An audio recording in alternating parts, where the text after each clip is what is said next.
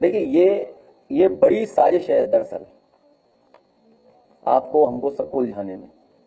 आपको याद होगा महिला आरक्षण की बात हुई थी। क्या महिला आरक्षण लागू हो जाएगा? क्या सरकार इस बात के लिए तैयार है कि कब तक महिला आरक्षण लागू हो जाएगा?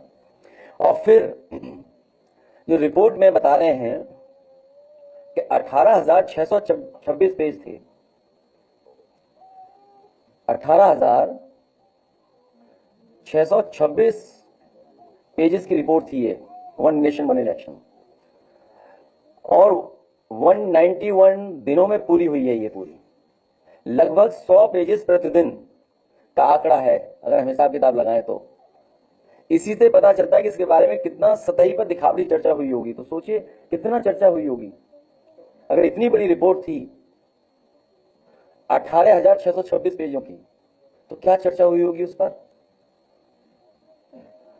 दरअसल ये भाजपाई रिपोर्ट है जो तैयार हुई है, वन नेशन वन इलेक्शन और वन डोनेशन। कल को भारतीय जनता पार्टी ये कहेगी क्योंकि वन नेशन वन इलेक्शन हो जाएगा, चुनाव आयोग का काम क्या है फिर?